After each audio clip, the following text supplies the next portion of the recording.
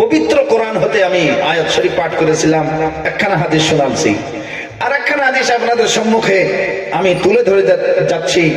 আমার রাসূলুল্লাহ সাল্লাল্লাহু তাআলা আলাইহি ওয়াসাল্লাম যে আমাদেরকে শিক্ষা তিনটা দিলেন, পয়দা হওয়ার পরে পরে রাসূলুল্লাহর পক্ষ থেকে আমরা তিনটা শিক্ষা পেয়েছি। পহেলা নম্বরে মায়ের খিদমত করা, মায়ের মনস্কামনা পূর্ণ করা। মা বলবে না যে আমাকে একটা শাড়ি নিয়ে এসে দাও, তার আগে যদি আপনি দিয়ে দিতে পারেন, ধন্যবাদ। জান্নাতি হওয়ার লক্ষণ নাম্বার 1। নাম্বার 2 আল্লাহকে সিজদা করা। নাম্বার 3 পর উপকার করা। আমার রাসূলুল্লাহ সাল্লাল্লাহু আলাইহি সাল্লামের আরেকখানা হাদিস, সুবহানাল্লাহ, বুখারী শরীফে আছে, মুসলিম শরীফে আছে। আকা মুস্তাফা সাল্লাল্লাহু তাআলা আলাইহি ওয়াসাল্লাম সাহাবাগণকে এক যুদ্ধতে পাঠাচ্ছেন। ও আমার সাহাবাগণ, তোমরা যুদ্ধতে যাচ্ছ। একজন সেনাপতি সবাই তার পিছনে পিছনে আমার নবীর যুগে যুদ্ধ করতে যাচ্ছেন। কত লোক আছেন, কয় ট্রাক্টর লোক আছেন, কয় ট্রাক লোক আছেন, কয় বাস লোক আছেন, কয় ট্রেন লোক আছেন, যোদ্ধা কতটা আছেন? খুব জোর তো 313টা আছে, খুব জোর তো 800টা, খুব জোর তো 1000টা। মোকাবিলা কতজনের সঙ্গে করতে হবে? 10,000 লোকের সঙ্গে মোকাবিলা করতে হবে। আপনি আশ্চর্য যাবেন, মাত্র 300টা লোক 10,000 লোককে কি করে মোকাবিলা করবে, কি করে তাদের সঙ্গে যুদ্ধ করবে? এই 313 জন লোক বেরোচ্ছে, আর আমার নবী মুস্তাফা তার উপরন্ত ফতোয়া দিচ্ছেন। ও আমার সাহাবী শোনো, তারা হাজার হাজার হবে, 10,000 হবে, 20,000 হবে।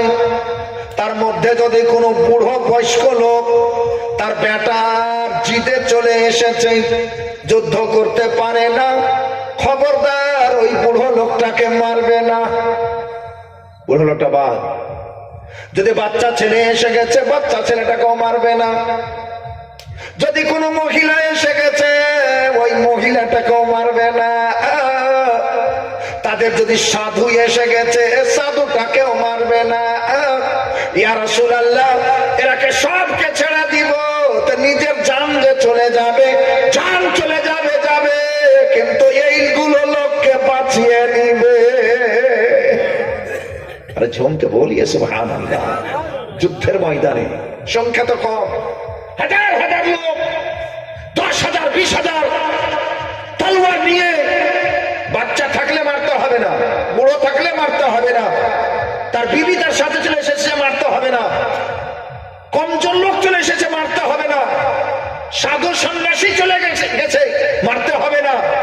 তাহলে হুজুর কাদেরকে মারতে হবে? যাদের হাতে তলোয়ারি আছে তাদেরকে মারতে হবে, যাদের হাতে তলোয়ারি নাই মারতে হবে না।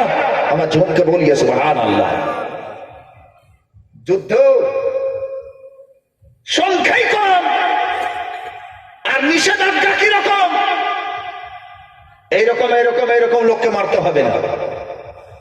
আমার নবী সাল্লাল্লাহু আলাইহি সাল্লামের ফরমান মোতাবেক এক মহিলা যেন না মারা যায়, এক বাচ্চা ছেলে যেন না মারা যায়, এক সাধু, এক রাহিব, কোন পথ যেন না মারা যায়, এইগুলোকে ধ্যানে রেখে যুদ্ধ করেছেন।